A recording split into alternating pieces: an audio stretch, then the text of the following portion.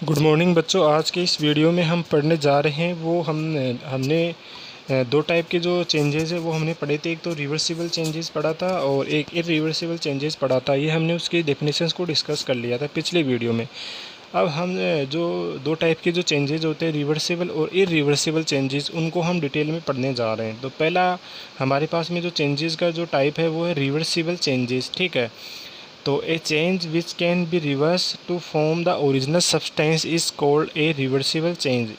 एक ऐसा परिवर्तन जिसके द्वारा क्या होता है कि हमारे पास में जो ओरिजिनल सब्सटेंस है, ठीक है, उसको हम वापस प्राप्त कर सकते हैं। उस प्रकार के जो चेंज होता है उसको क्या बोलते हैं? Reversible changes. क्या बोलते हैं? Reversible changes. क्या बोलते हैं? Reversible change. इसको हम ऐसे भी बोल सकते हैं कि रिवर्सिबल चेंजेस में जो भी सब्सटेंस होता है वो अपनी ओरिजिनल सब्सटेंस मतलब ओरिजिनल अवस्था में वापस लौट जाता है। जैसे फॉर एग्जांपल, जैसे हमारे पास में जैसे आइस है। आइस का जो अभी फॉर्म है, आइस मतलब कैसी है? सॉलिड है, मतलब ठोस है आइस। ठीक है, बिल्कुल हार्ड है। तो जैसे हम इसको हीट देंगे, मतलब आइस को हम गर्म करेंगे तो किस में बदल जाएगा? वाटर में। तो पहले तो ये क्या था? सॉलिड था, और जैसे इसको हीट मिल गई तो ये किस में बदल जाएगा? वाटर में। और ये वाटर कैसी फॉर्म है? लिक्विड फॉर्म है, मतलब ये लिक्विड में चेंज हो गया। ठीक है, अब जैसे आइस है, आइस को हमने हीट दिया तो वो लिक्विड में चेंज हो गया। ठीक है, मतलब वाटर में चेंज हो गया। और हमारे पास में जो वाटर है उसको वापस हम कूल करेंगे, वापस ठंडा करेंगे तो वो किस में चेंज हो जाएगा? वापस बर्फ़ में चेंज हो जाएगा। तो हमने देखा कि जैसे बर्फ़ है, बर्फ़ से तो पानी बन गया और पानी से वापस बर्फ़ बन गया। तो ये रिवर्सिबल चेंजेज हो गया। कैसे हो गया?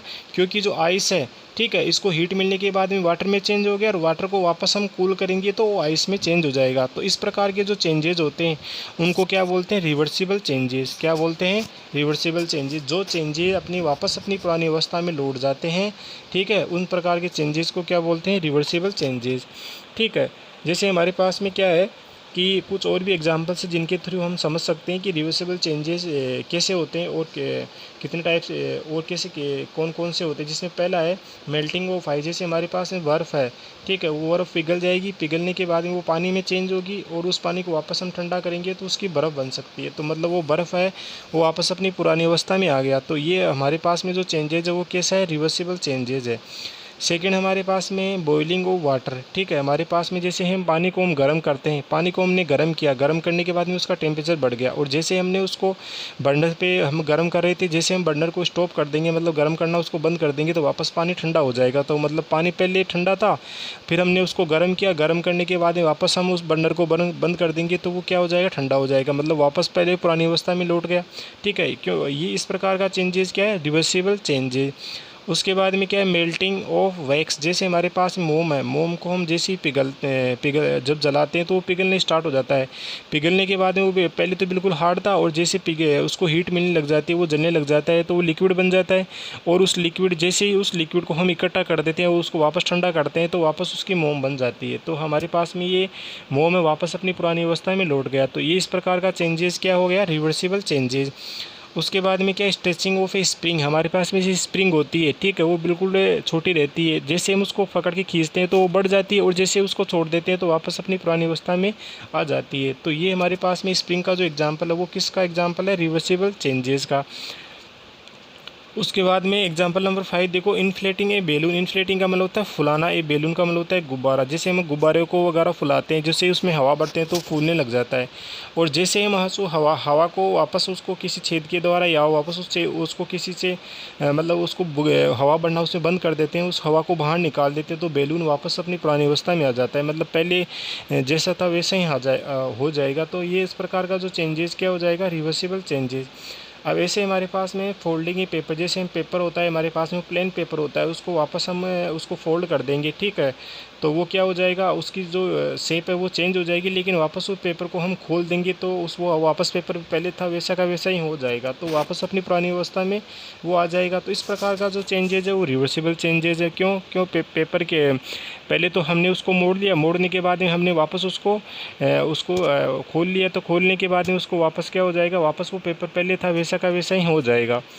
उसके बाद में क्या मेल्टिंग ऑफ आइसक्रीम, जैसे हमारे पास आइसक्रीम होती है वो बिल्कुल हार्ड रहती है जब जमी हुई रहती है, और जैसे उसको हीट मिलने लग जाती है तो वो पिघल जाती है, पिघलने के बाद वो लिक्विड फॉर्म में आ जाती है, और जैसे आइसक्रीम लिक्विड फॉर्म में आ गई उसको वापस हम ठंडा करेंगे तो वापस वो आइसक्रीम मतलब हार्ड बन जाएगी। तो ये कैसा चेंजेज हो गया, रिवर्सिबल चेंजेज हो गया। ऐसे हमारे पास में क्या है, फोल्डिंग ऑफ ए ड्रेस, जैसे हमारे पास में ड्रेस वगैरह होती है, ठीक है, उनको हम मोड़ लेते हैं, ठीक है, मोड़ने के बाद में उसको एक जगह रख देते हैं, रखने के बाद में सीधे उसको वापस हम सीधा करेंगे या वापस उसको खोलेंगे तो ड्रेस पहले थी वैसी की वैसी बड़ी हो जाएगी। तो हमारे पास में जो ड्रेस थी, ठीक है, वो रिवर्सिबल चेंजेज है फोल्डिंग ऑफ ए ड्रेस।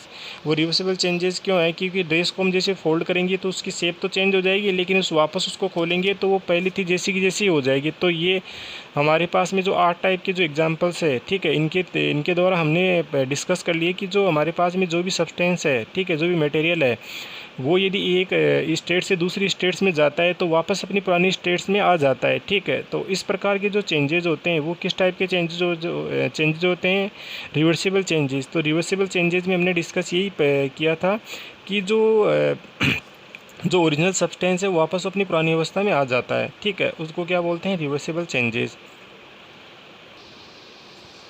अब हम दो चीज़ और डिस्कस करने जा रहे हैं। एक तो हम डिस्कस करने जा रहे हैं एक्सपेंशन, दूसरा है कॉन्ट्रैक्शन। तो एक्सपेंशन का मतलब होता है फैल जाना। क्या होता है, फैल जाना, ठीक है। जैसे the increase in size on heating is called expansion. यदि हमारे पास में कोई मेटल ऑब्जेक्ट है, कोई लोहे की बनी हुई चीज़ है, ठीक है, या जो भी हमारे पास में मटेरियल है, किस टाइप का हो, चाहे लोहे से बना हो किस टाइप का हो, यदि उसको हम हीट देते हैं और उसकी साइज़ में इंक्रीज होती है उसकी साइज़, तो उसको हम क्या बोलते हैं, एक्सपेंशन। क्या बोलते हैं, एक्सपेंशन। एक्सपेंशन का मतलब हो गया कि the increase in size on heating. यदि किसी मटेरियल को हम गर्म करते हैं और उसकी साइज़ में यदि उसकी साइज़ बढ़ती है, उसकी साइज़ में विस्तार होता है, तो उसको हम क्या बोलते हैं, एक्सपेंशन। जैसे एग्जांपल हो गया the expansion of an object on heating.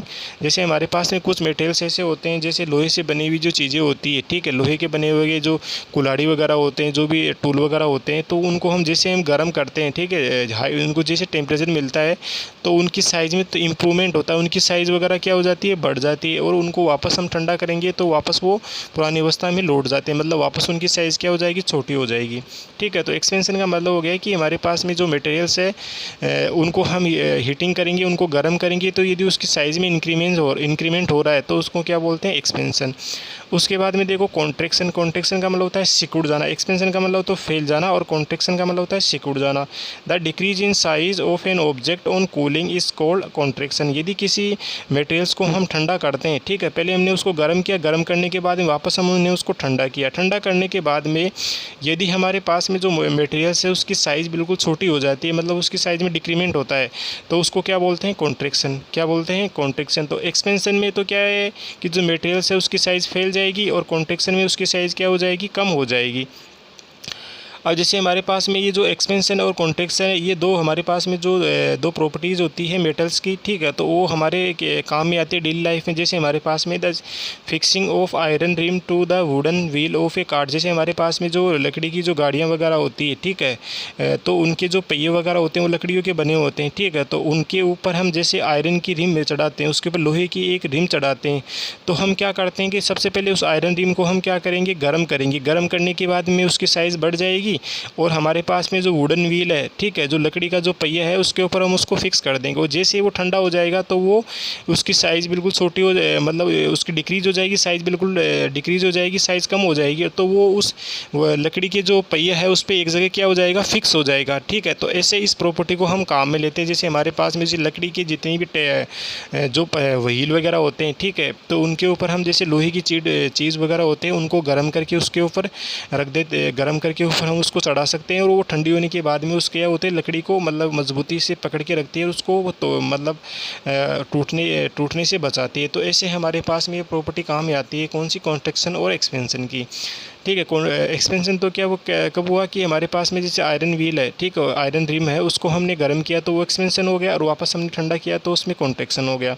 ये एक्सपेंशन और कॉन्ट्रैक्शन की प्रॉपर्टी हमारे ऐसे काम में आती है। उसके बाद में सेकंड देखो, fixing of iron blade of a digging tool to a wooden handle. जैसे हमारे पास में जैसे लकड़ी वगैरह, ये जो कुल्हाड़ी वगैरह होती है, ठीक है, इस कुल्हाड़ी का जो इसके अंदर जो टूल होता है, कुल्हाड़ी वाला जो टूल होता है जिसके अंदर वो लकड़ी का हैंडल रहता है, ठीक है, तो उस हैंडल के पीछे लास्ट वाले एंड पे हम कुल्हाड़ी आयरन जो मेटल होता है उसकी जो बनी हुई कुल्हाड़ी है वो उसमें हम फिक्स करते हैं। यदि हम उसको ऐसे ही ठंडी आयरन वो लोहे की जो कुल्हाड़ी है यदि वो ठंडी है उस हैंडल में हम फिक्स करना चाहते हैं तो वो फिक्स नहीं हो सकती।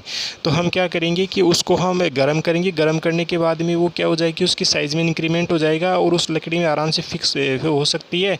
और जैसे ही वो ठंडा हो जाएगी तो वापस उसकी साइज़ छोटी हो जाएगी, साइज़ में डिक्रीमेंट हो जाएगा और वो